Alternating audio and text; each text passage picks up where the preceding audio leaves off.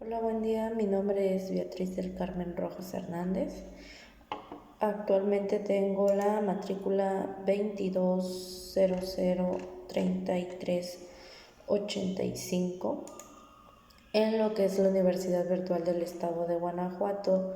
Actualmente estoy cursando el módulo de Derecho Procesal 2 con el reto número 1 que vamos a realizar, lo que es un video de unas interrogantes, nombrado cuáles fueron los antecedentes latinoamericanos de la Reforma Constitucional Mexicana.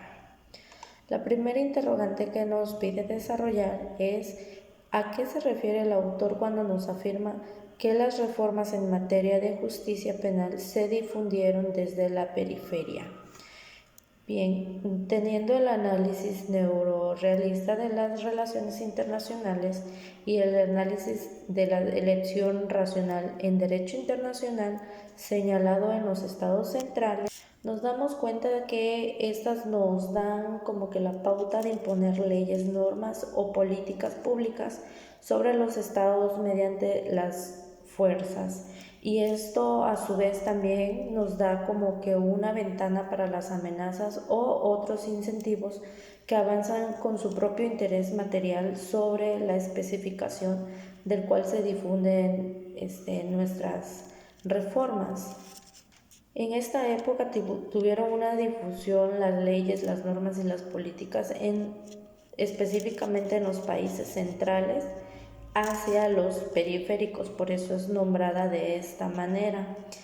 Teniendo en cuenta el análisis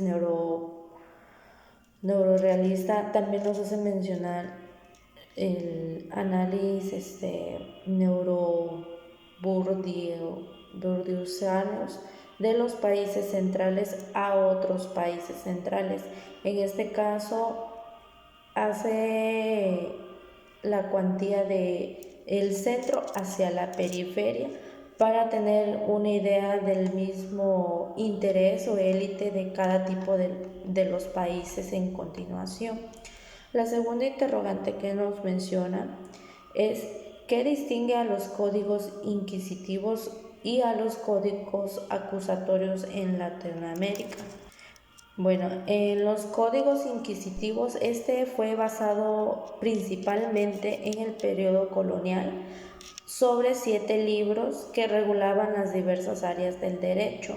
Uno de los mencionados en esta época fue en 1265 sobre el reinado de Alfonso I.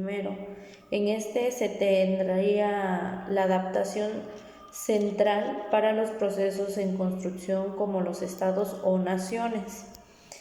En nuestra actualidad se siguieron algunos ejemplos, se podría decir, de los códigos inquisitivos, pero no se constituyeron como tal, ya que en esta época ellos estaban basados en lo que eran las torturas para poder obtener las confesiones de los casos que se les presentaban en ese entonces.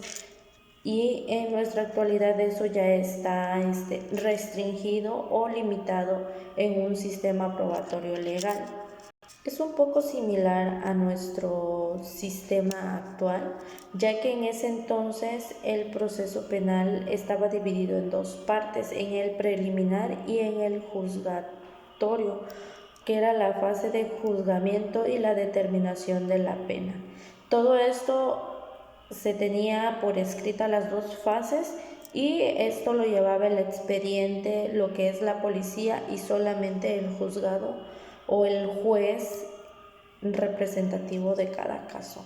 No podía ser expandido o visualizado por alguna otra tercera persona o tercer grupo de juzgado. En cambio, los códigos acusatorios surgieron para reemplazar los códigos inquisitivos, teniendo como que una pauta de solución a los problemas que tenían ante el proceso, como lo que eran las torturas, una ineficiencia y falta de transparencia de los sistemas de justicia en esa época, teniendo al sistema penal inquisitivo en Latinoamérica. Se hizo un autor principal de esta época, fue Alberto Binder y Julio Meir. Aunque no fueron los únicos autores en esta actualidad, ellos fueron uno de los principales en los 80 y 90 para promover los códigos acusatorios en América Latina, teniendo en cuenta que todos los miembros de este sistema era una red que tenían una habilidad para presentar la introducción a los códigos acusatorios y buscando una forma de poder llevar a cabo las demandas o convirtiendo este sistema en reformas atractivas para los actores en diferentes posiciones o diferentes cargos políticos, teniendo principalmente la habilidad o la intención o punto principal de incrementar o hacer más atractiva la reforma para que de alguna manera su desarrollo económico, político e institucional en las regiones fuera más satisfactorio para cada uno de los clientes, independientemente los casos presentados ante los policías o un juzgado jurídico. La tercera interrogante es cómo influyeron los actores internacionales en la formación y expansión de la red de activistas y reformadores en América Latina. Esto fue principalmente entornado o englobado en su formación y su expansión en contorno a la red americana latina como una difusión representada por el Centro de USAID, que por sus siglas es la Agencia de Estados Unidos para el Desarrollo Internacional, teniendo un apoyo fundamental en esta red. Las agencias se involucran para poder persuadir cada argumento de los miembros de la red y teniendo un respaldo ante las ideas de la escuela antigua, como lo era lo que es la Escuela de Derecho Procesal Penal de Cordobesa o el Instituto Iberoamericano de Derecho Procesal, que fueron uno de los modelos principales, como el Código de Modelo de USAID y otros actores internacionales que nos representaban en la literatura que nos dieron a investigar. Todas estas reformas fue para el proceso penal latinoamericano. Como cierre o opinión entre este texto y la reforma constitucional en materia de seguridad pública de la justicia penal en México, teniendo en cuenta que todo sistema jurídico, penal o ejecutorio en nuestra materia o en nuestro desempeño como abogados, todas estas leyes, reformas o convenios que tenemos que tener conocimiento de ellos se van actualizando conforme los años van pasando. Teniendo las actualizaciones de las nuevas reformas y los sistemas, en la actualidad cada persona ahora siendo juzgada o teniendo una acusación por un delito será nombrada inocente hasta que se le compruebe lo contrario. Cualquier persona en detención o en resguardo judicial se le tendrá que notificar el delito por el cual se le acusa ante el juez y tendrá la notificación de los derechos que él tiene como persona demandada o acusada, y teniendo la obligación también de poder demostrar su culpabilidad o inocencia. Ante el Ministerio Público, en la actualidad, ellos son los que llevan la investigación como años atrás.